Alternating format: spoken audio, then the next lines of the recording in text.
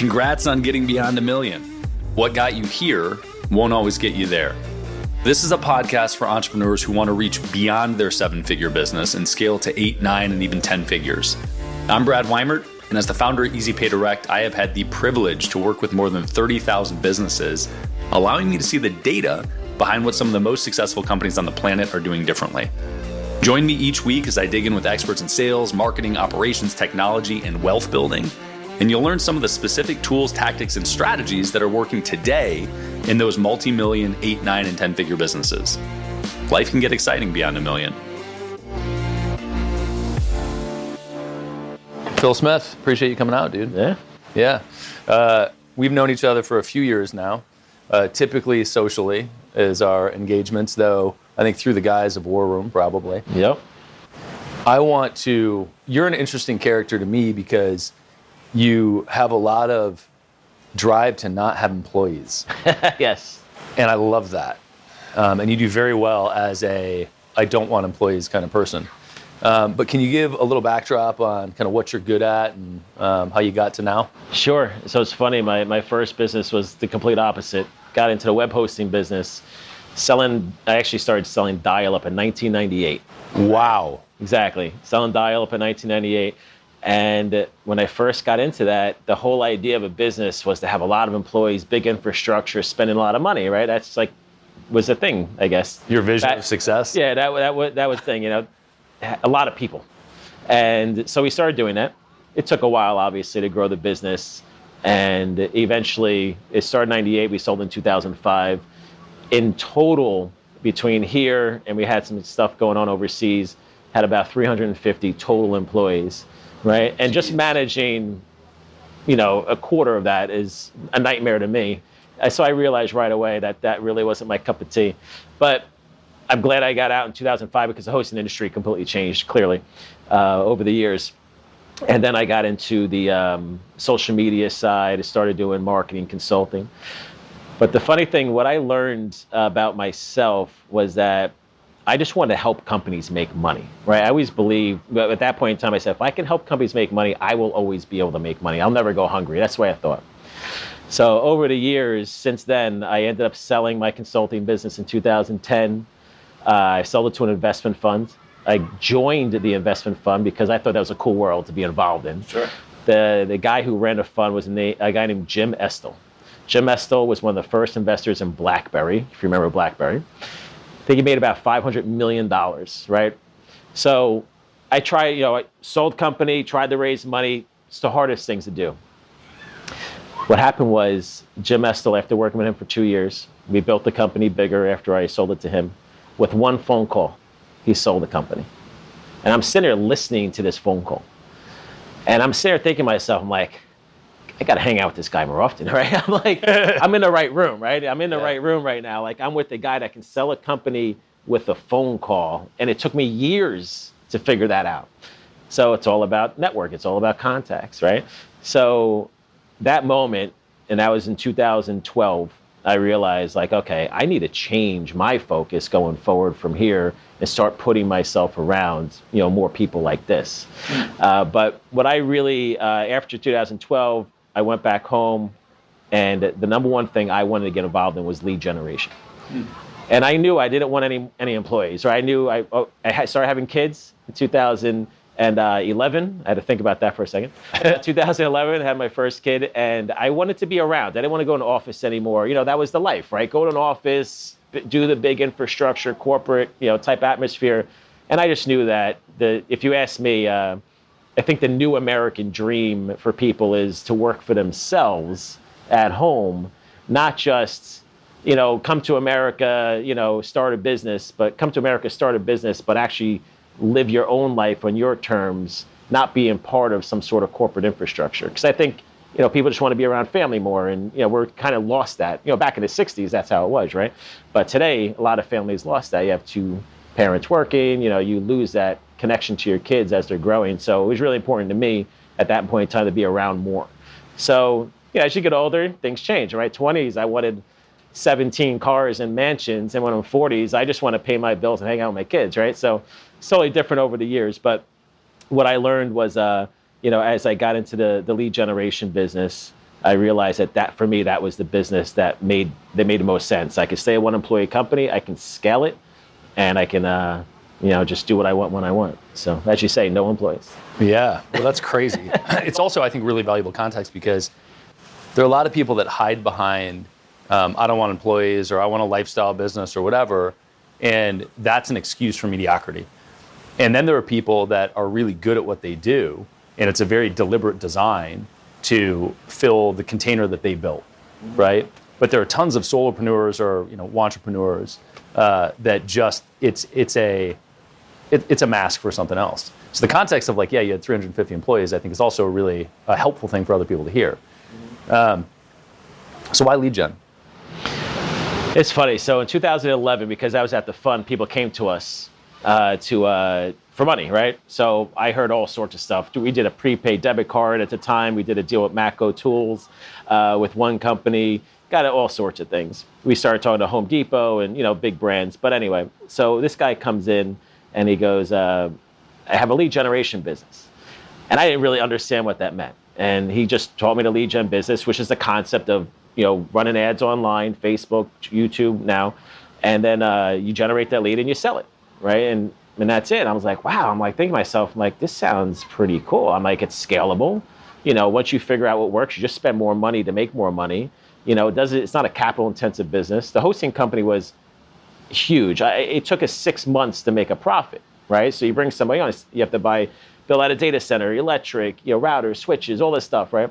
Here, you literally spend $1, whatever your profit is. Once you figure that out, you just spend more money, and I love that idea.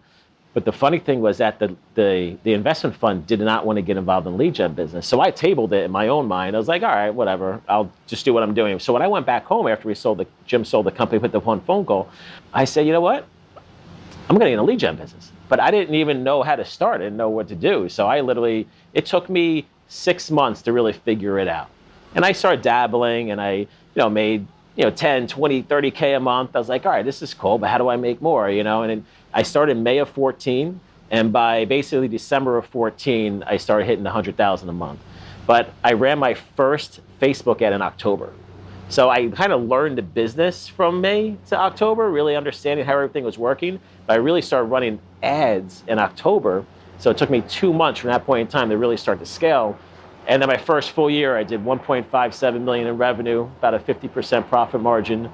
And then I haven't done less than that since. So two things. One, whenever you're entrenched in your own space, you say things and use terms that nobody else has any idea what the fuck you're talking about, right? So you say I'm in the lead gen business. First question is, what does that mean?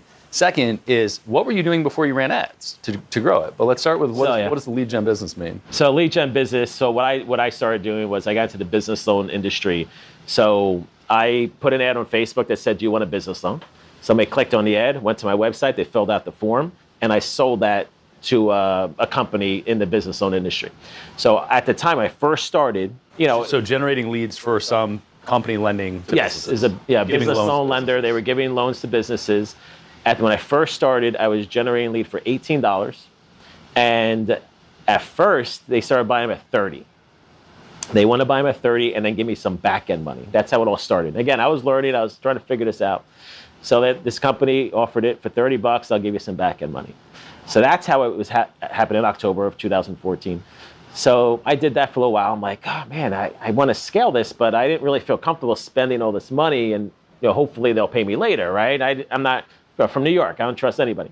So what happened was they turn around and November comes around and they're happy. I'm like, all right, I know that these guys, I'm listening to them. What's their conversion ratio? I'm learning all their numbers, learning more about how they do business. And I knew that they were making a big profit.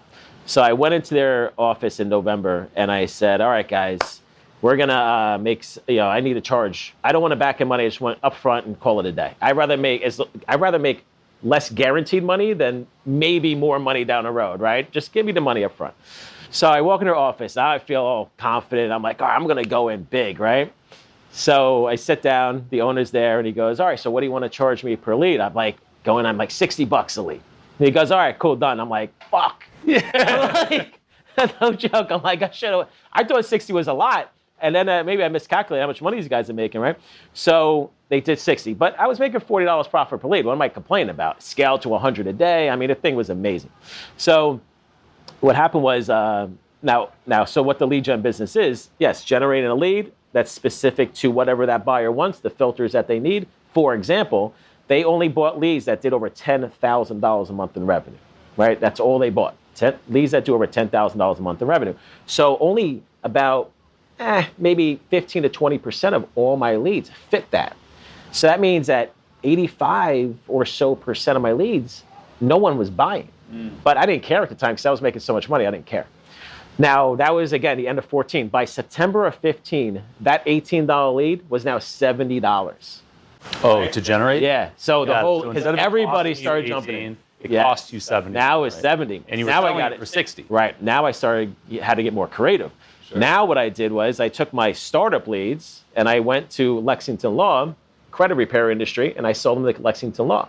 And they were buying leads from me for $3 a piece. And when you say startup leads, you're talking about the ones that weren't doing $10,000. Right. Less than $10,000 a month in revenue, and they have bad credit, which most people have bad credit. Yep. So I was selling that lead there. Then I found a company called Nav that basically bought leads at $12 a pop for a free trial sign-up. Okay, no credit card required. And they did business credit monitoring. So I dumped leads into there. So I started finding all these other buyers to monetize my leads. So now a business loan lead came in. Now I'm offering them like GoDaddy web hosting. I'm offering them credit monitoring, credit repair. Then I found startup lenders that help people that have good credit get credit cards. So they give them it's called credit card stacking, which I know you know. So credit card stacking. So basically I found 8 different ways to monetize these leads. So that was how I started being creative. Yeah. And I was like, all right, I need to figure out how to monetize these leads. So it's funny. So quick story. So when I spoke at War Room, I don't know if you were there for this, but War Room 2018 in Beverly Hills, they asked me to speak. Now, when I walk into War Room, that type of group, everyone's making a whole lot of money. And I'm like, what do I talk about? Like, how can I teach these people? And when I walk into that type of room, I feel like I haven't accomplished anything. When I walk in the War Room, I'm like, I feel like so stupid. So I'm sitting there wondering, I'm like, what am I going to say? What am I going to talk about? Because everyone talks about Facebook and YouTube and Instagram, whatever, right? I'm like, I don't want to talk about that. It's like, what is the unique thing that I can talk about? So I came up with the whole idea of, let me explain how to monetize data. Like every business has leads. Yep. And you're selling your core product, which every company should do, but what do you do with it beyond that? Amazon does it, Apple does it, Microsoft does it, Google does it. They're all monetizing your data 100 different ways. Most people just don't realize it. So that's what I talked about. And I was very nervous. I don't know if you know this story. Of course, I'm sure you don't know this story because I didn't tell anybody. So I'm not a great public speaker, right? You put me in front of 200 people, I'm like, my stomach's going, my heart's pumping, I'm just like shaking. So I went to, I forget who it was, but one of the women at War Room, I told her, I'm really nervous. And she goes, oh, you want a shot? I'm like, yeah. And it's 10 a.m., day one. And I'm like, yeah, sure, Patron Silver Chilled. I didn't really think she's going to bring me a shot. So I walk inside, and then I see Roland, and I'm like, Roland, man, I'm really nervous. He goes, all right, hold on a second. So she brings me a shot. I'm like, so I actually took a picture to me doing the shot, and it felt so good going down, I will tell you. I love it. I love it. So then Roland comes up to me, and he goes, hey, listen, since you're nervous, I'm going to walk you up to the stage before they announce your name, because that's probably the part that freaks people out if you're nervous and you're walking up and everyone's staring at you. And Ryan's going to stay on stage with you.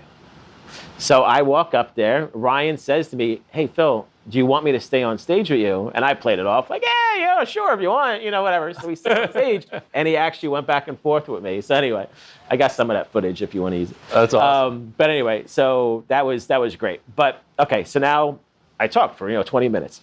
I kept pushing, monetize your data.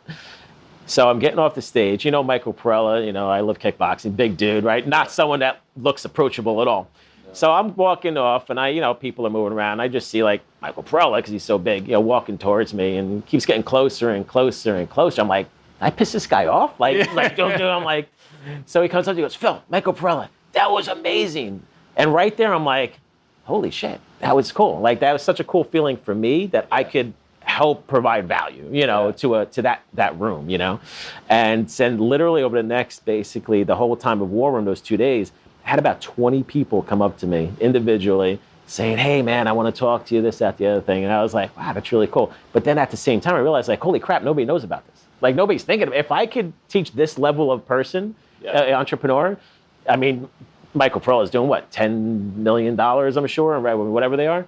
I mean, there's a lot of companies make a lot of money, and if they're not thinking it, then most people aren't thinking it. But that's the biggest thing that I could tell people is start learning how to monetize your data like all the big companies are doing. So yeah, well, what's interesting about that to me is like, basically, you did it out of necessity, right? Like your business. I wouldn't want to have business. Yeah. Well, and you were doing the same thing that every other business is, which is like you had a core offer, and you had a core way to monetize. And it was like your core competency, right? I can drive leads, I can sell them for this price.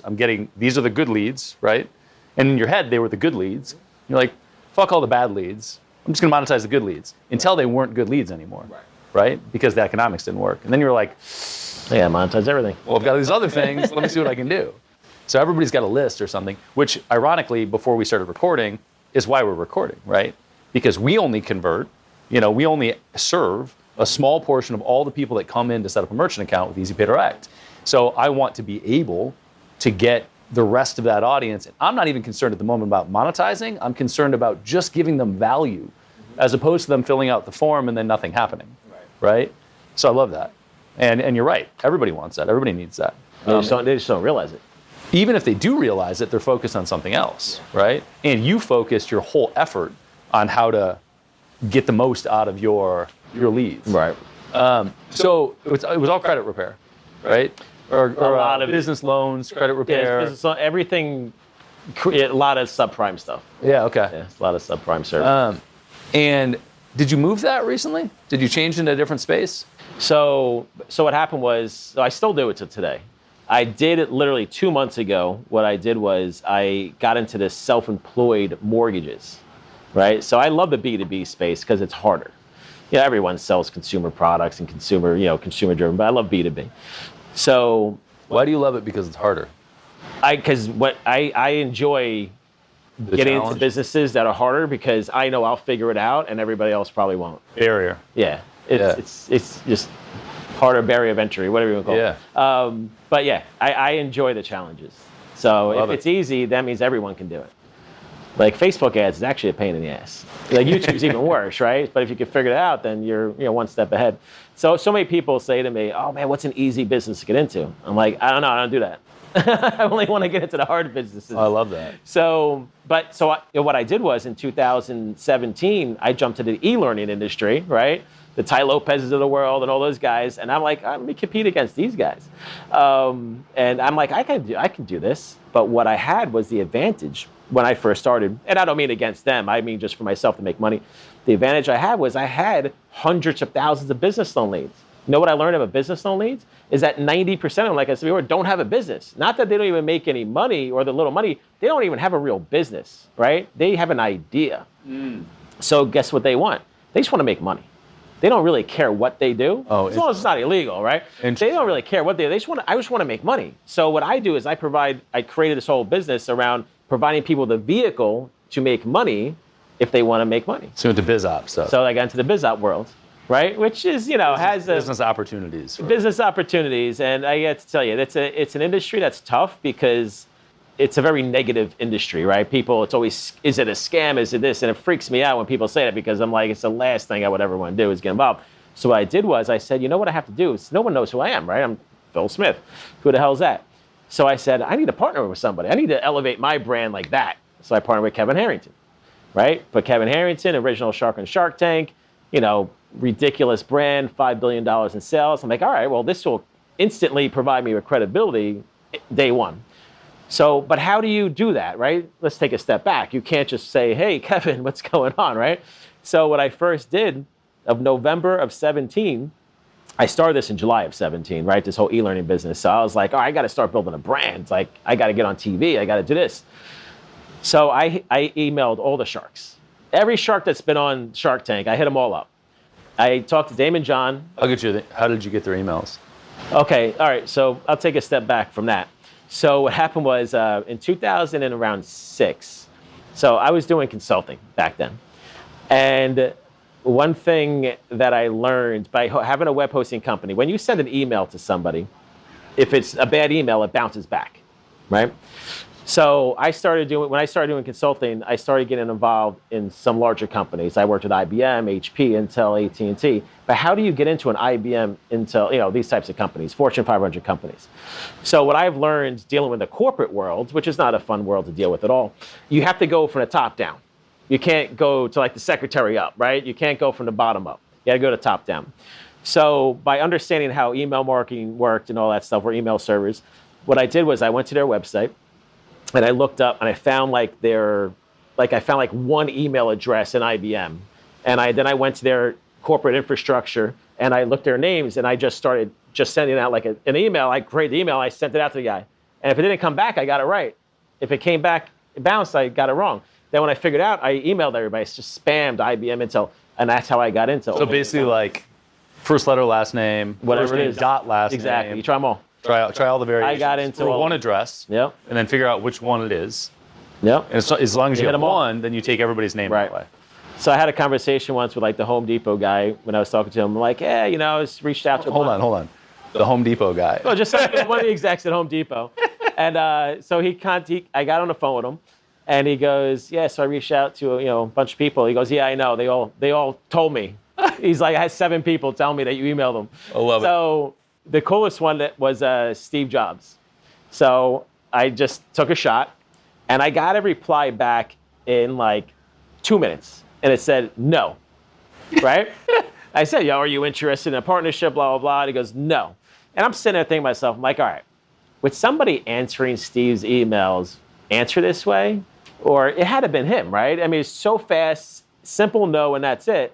I'm like, I actually got a reply from Steve Jobs. So a couple of years later, I tried it again, and I got nothing. But and the other way, just to actually, the whole purpose of me going to top down, this is the best. So I reached out to Intuit. So I reached out to the CEO.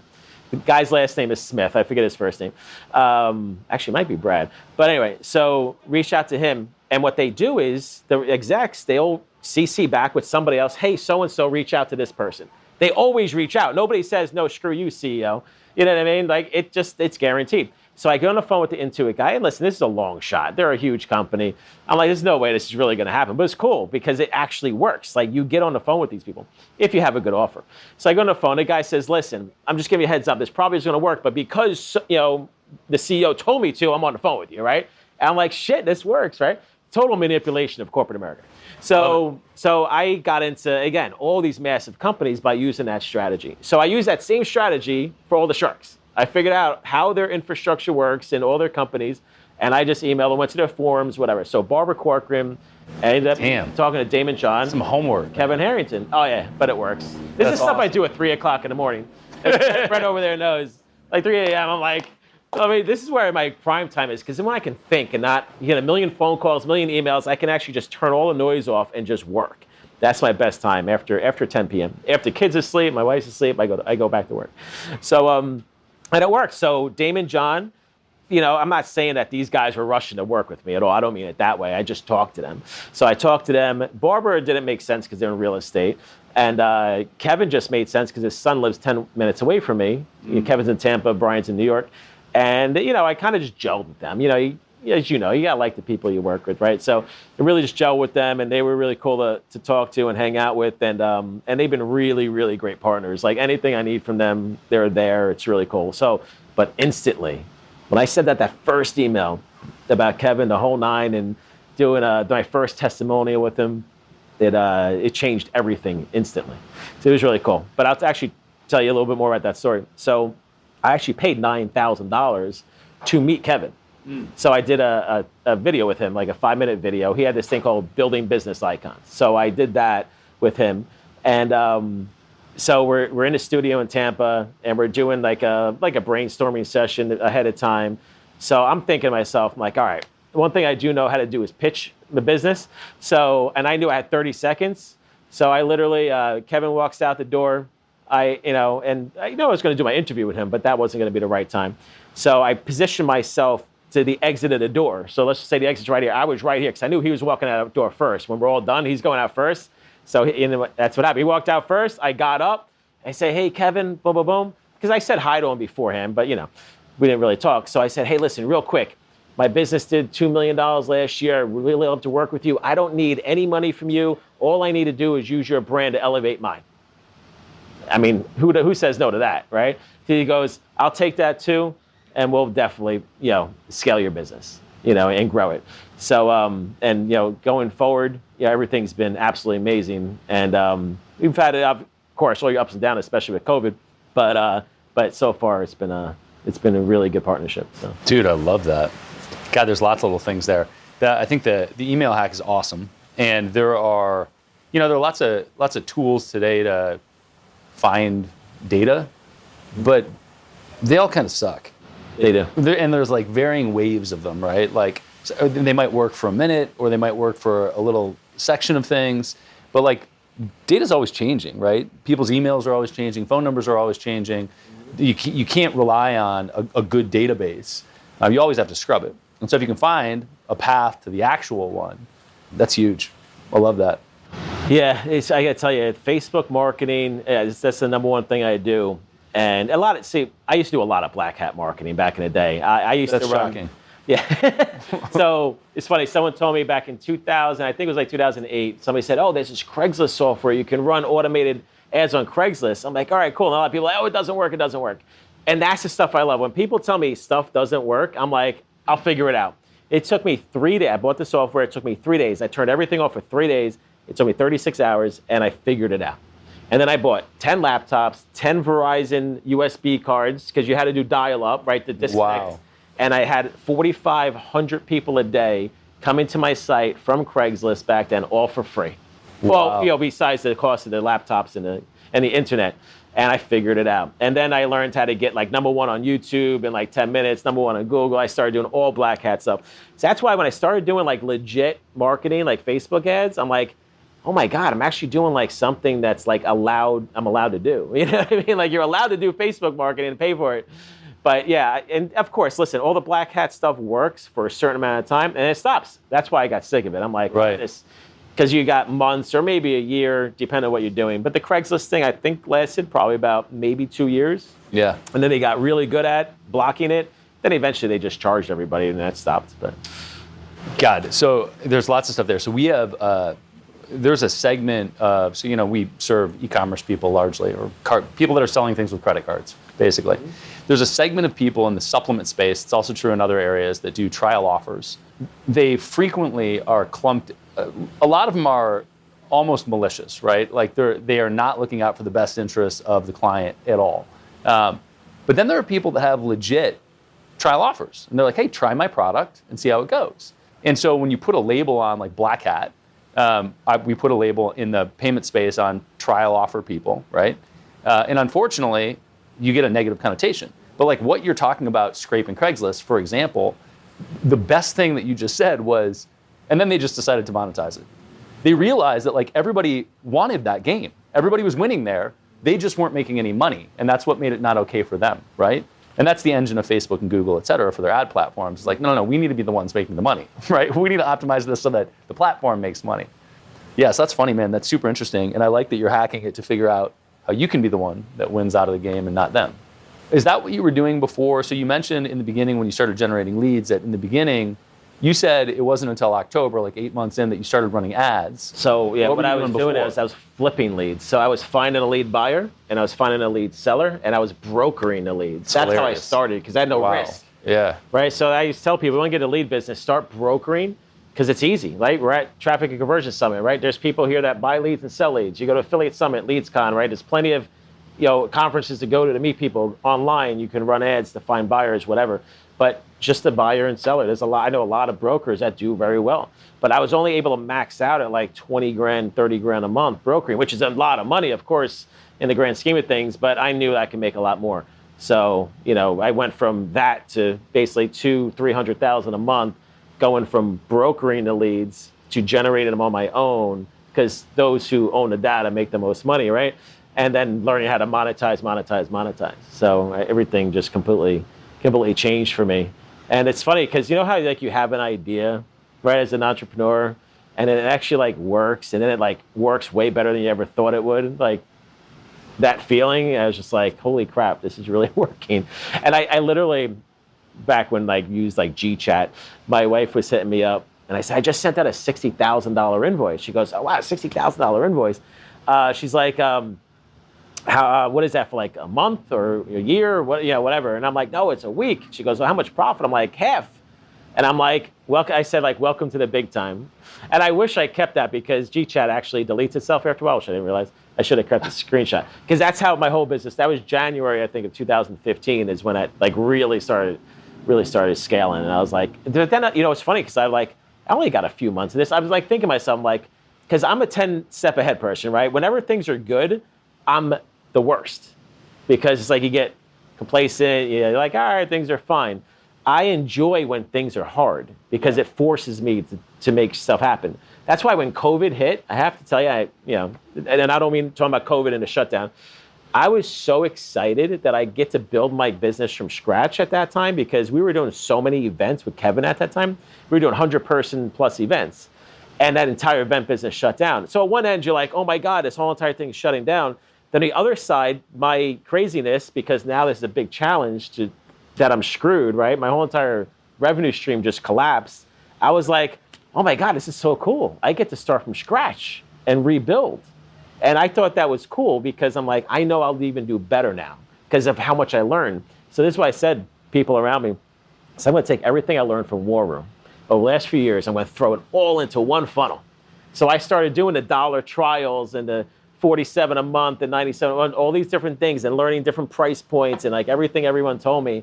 And I built a 6-figure a month business in 30 days, right? Just because I already know what works now, right? And that was the coolest thing. I was like, oh my God, I'm at that level. Like now I feel like I belong at War Room almost, you know what I mean? Like, I feel like I'm at that level now. I can literally just create a 7-figure business in 30 days. Like, how cool is that? Like, just for myself. And it really works. And now, it's funny because I'm still a one-employee company, right? Still doing all this stuff, more concentrating on e-learning and the educational side. But I really switched to services. I was selling courses.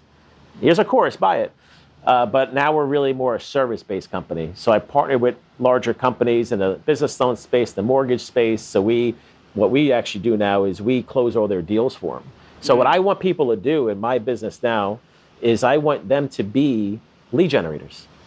I don't want you to worry about closing deals or any of that back-end stuff. We'll do it for you. So the team that closes our business loan deals does about $20 million a month in lending and funding. The mortgage stuff's only 2 months old, but that group has been in the mortgage industry for 20 years. So we're just building that up now. So I'm trying to work with really good people on the back end. So when people come to me now and they say, I want to get into a business, like, all right, you know what? We'll teach you how to generate leads. And guess what? We'll do all the closing for you. We'll work your leads for you. We'll do everything for you. You just worry about lead gen and monetizing the data. That's it. So that's the new services that I created.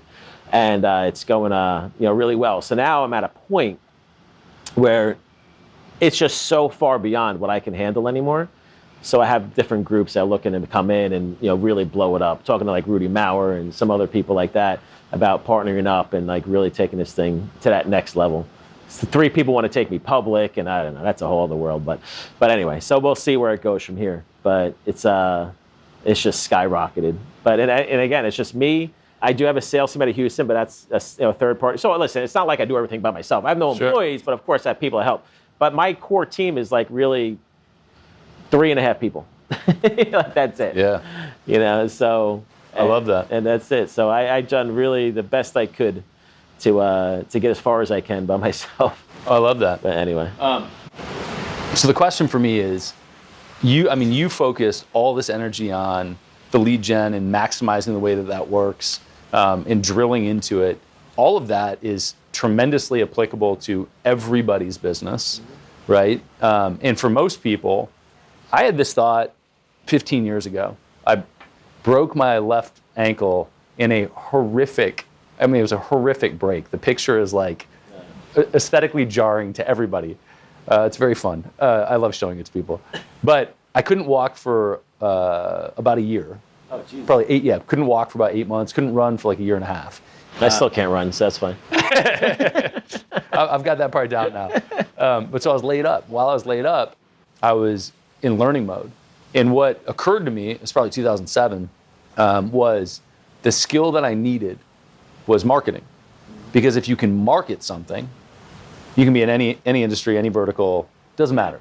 Nothing else matters. Exactly. If you know how to market and sell shit, right, you got it. And lead gen is that, right? Lead gen is, hey, if I can generate interest and generate the buyer, what's the rest? And every business needs it. So if you're, for the war room people, for somebody that's like past the $1 million mark or several million a year, what's the baseline? How do you get started with that? If you're like, hey, I need a new vertical to generate leads. Oh, yeah. Right, so you went to Facebook. Is that the path? So Facebook's the easiest way, and so Google, like, I'll give you an example. So I just got into mortgages, right? I never ran a mortgage ad in my life, okay? I don't even know really how, I understand how to get a mortgage, right? But I don't know how the mortgage industry works. And I don't want to know, I just want to generate the lead, right? I don't want to learn how to close a mortgage. So I said to myself, what am I going to do, right? So you look at Google, and Google is all about, you need people searching for it. But nobody really knows that self-employed mortgages exist. It's not something that you ask the average entrepreneur, like, did you know there's a self-employed mortgage that you can get approved using the gross income of your business, not your profit? Because business owner doesn't want to show profit, right? So they're like, no, I didn't know it existed, right? So how do you search for something on Google that you don't know it exists? Mm-hmm. So Google doesn't work. YouTube's not going to work if Google doesn't work.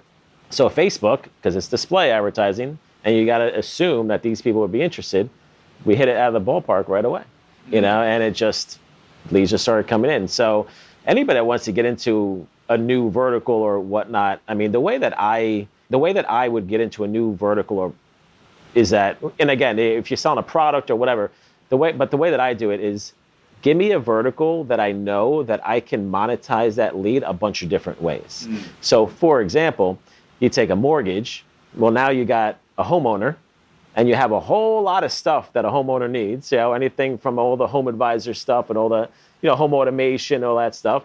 If someone comes here for a mortgage and they don't have good credit and they want a house, people only fix their credit because they want to buy something, right? You don't just fix your credit because it's Monday. You fix your credit because I need a car, I want a house. So that's a great lead, right? So now I can sell it off to the subprime markets, credit repair and all that stuff. And then, again, you have all the homeowner side. You have, if they're older, you can do the reverse mortgages, right? So like a lending tree will buy that lead from me.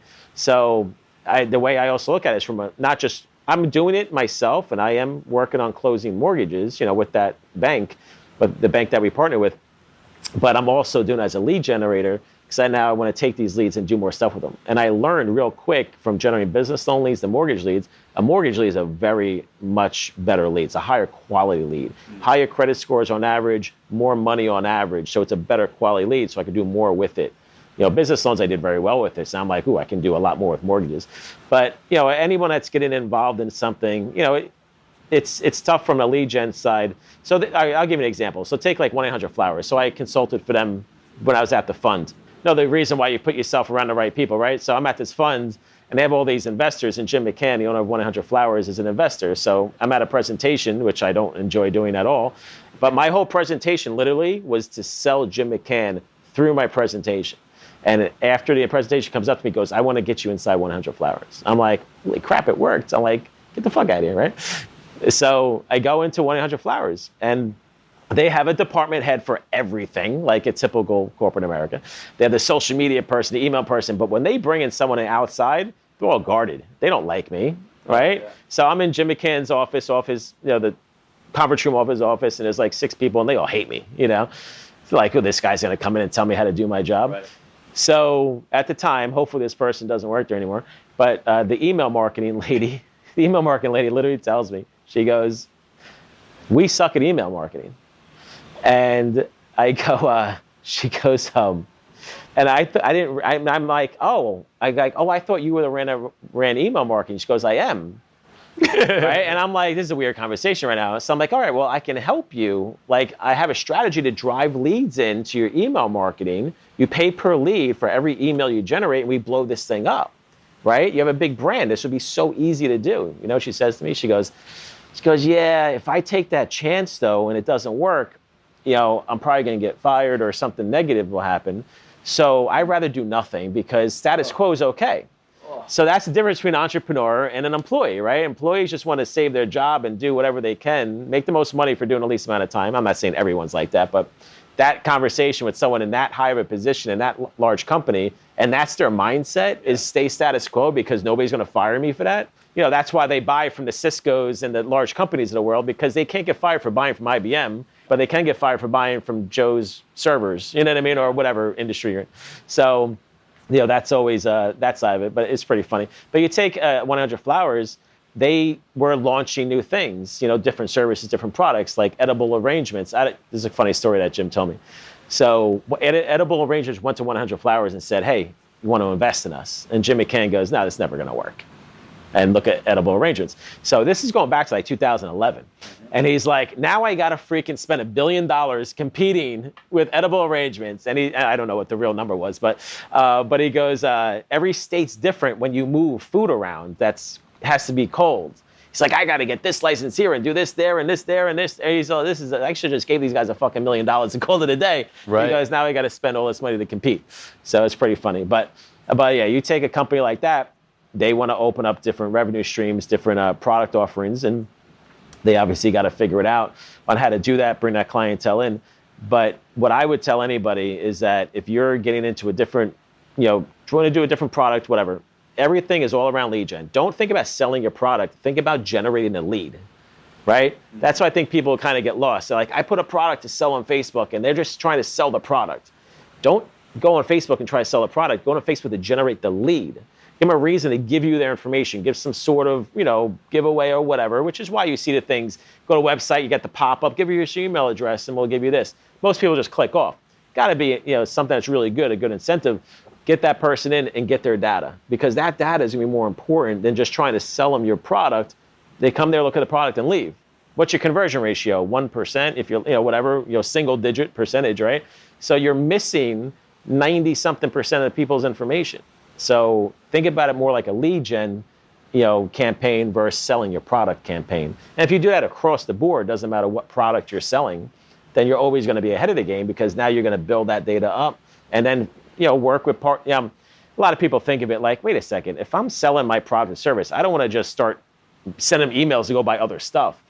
I get where people come with that, and they don't really want to just blast their list, but be creative about it. Make it a product that makes sense. Mm-hmm. So if you're PayPal's probably not a good one. I'm trying to think of one that I recently logged into and I got an offer. Forget what it was. It's QuickBooks. QuickBooks, I got a business loan offer. Like, that makes sense. They're dealing with business owners. It's not something they do. I'm going to try to get funding, right? Something like that makes sense. I'm not saying, you're selling t-shirts, go try to sell a mortgage, right? Make it, something that makes sense. Yeah, but think of it more like a lead gen. Think about how you can monetize that data, because at the end of the day, this is what I've helped companies. I don't do a lot of consulting. That's not my thing. But what I've learned in some people that I have helped with, I've helped companies and even worked for myself, is that your core lead that you're looking for. So for example, if you're selling t-shirts and you want to sell a t-shirt, if you learn how to monetize your data right, that core t-shirt lead will be free. So essentially, by monetizing the leads outside of your core product, you should make all your marketing budget back. Now your marketing's free. So this is going back to my original business, doing business loans, okay? When I was generating a business loan lead, that core lead doing over $10,000 a month in revenue, what ended up happening, I got so good at monetizing the under $10,000 a month in revenue that all those leads by themselves were paying for all my marketing. So every time I sold an actual lead that went over $10,000 a month in revenue, it was pure profit. Oh, nice. So one of the guys that were here with, Zach, he actually was buying leads from me through one of the people that were part of my e-learning company, right? Because I allowed them to resell my leads. So he came to my first event I ever did in March of 2019, and he walked into the room, a little hotel in New York, And he's only about 14 people at this event, my first one. I was so scared that nobody was going to show up. My God, it took me a year to do my first event because I was so scared nobody would show up. So 14 people showed up, and he's in a room, and he hears a guy's voice, and he's like, that voice sounds familiar. Ends up being a guy that he's selling he's buying a lead from. He's like, I knew that he wasn't the lead generator, like, because this is what Zach was thinking. Zach was buying leads from me for a third of what he was paying for them doing his own Facebook marketing, right? Because like I said, I was generative like 70, 80 bucks at the time. I was selling for 30 bucks. He was probably spending like 90, 100. So he's like, how am I paying $30 for this good lead in the same marketing channel, Facebook, that I'm spending 90? So when he sat in that 2-day mastermind with me, he learned how I monetize all my other leads to get my lead cost to zero. So now all my premium leads that he was buying were actually free. But that was the real true value. $30 was what they really worth, because I needed them to make a profit. They weren't worth 90. He wasn't making any money. So they were really worth 30 bucks. I try to, I need them to make money. I need my buyers to make money. So he's like, holy crap. So Zach ended up coming to every event after that. Right? He's like, I'm in the right room. He's like, I am in the right room. He ended up paying me a whole lot of money. He wanted to learn, and still we are now almost 3 years later. He's every time I travel, he comes. He's actually part of War Room now. I love that. So I love that for a lot of reasons, but one is that everybody most people aspire to have a self-liquidating offer, right? For their front end to cover cost so that you can make money elsewhere.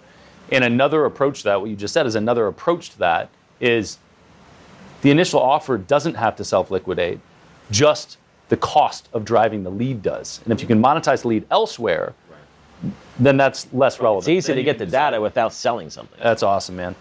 Lots of people would like you to do that for them. Really would. But in general, where can people find you?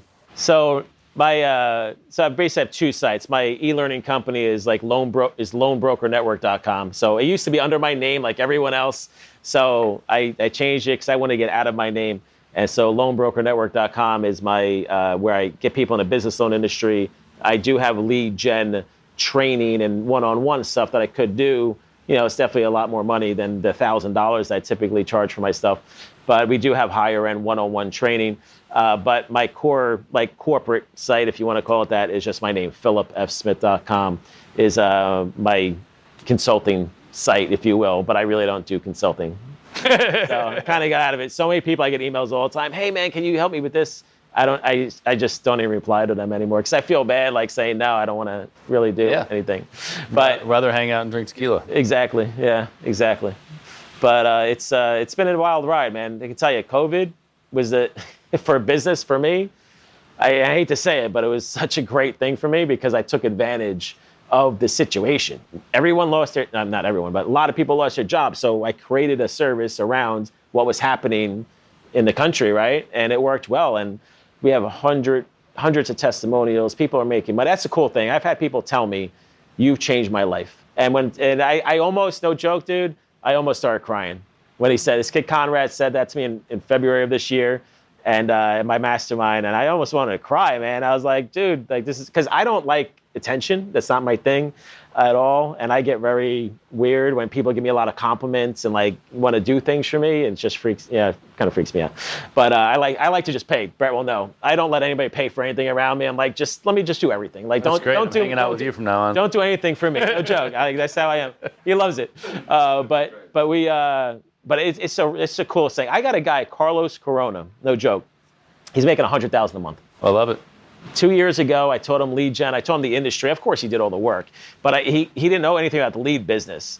And he got in. Now he's running his own masterminds. He's doing a challenge, literally the first challenge today. I actually did a mastermind with him. So I brought everyone to the mastermind. We sold the services there in Vegas, the chairman's suite at the Bellagio. Oh yeah. Best suite in the biggest suite in the Bellagio. It's funny. People say to me like, Phil, why do you spend so much money? $6,000 a night at the Bellagio for a room to do a mastermind? What do you people usually do? $2,000 for the whole thing, right? A little hotel. It's only like 25 people there, but that's me. if I'm not going to cheap out, I don't cheap out myself. I'm not going to cheap out on you, you know? I overspend on my masterminds big time, but it's cool. It's an experience. I love it, man. Well, I appreciate you coming out, dude. Definitely. It's a good time in, man. Thank you. We'll hang out more the rest of the event. Definitely. Yeah. Appreciate it. Thanks, man. Thank you. If you learned one thing on this episode, share it with another entrepreneur. They need to hear it. Also subscribe so that new episodes just show up on your phone. It's a lot easier that way. And if you want the really good stuff, check out our free BAM! Tactics and Strategies course. It's where we curate the best tips, tricks, and tools that our guests know, whether they've shared them on the podcast or not. Just go to beyondamill.com. You'll also find previous episodes and show notes at beyondamill.com.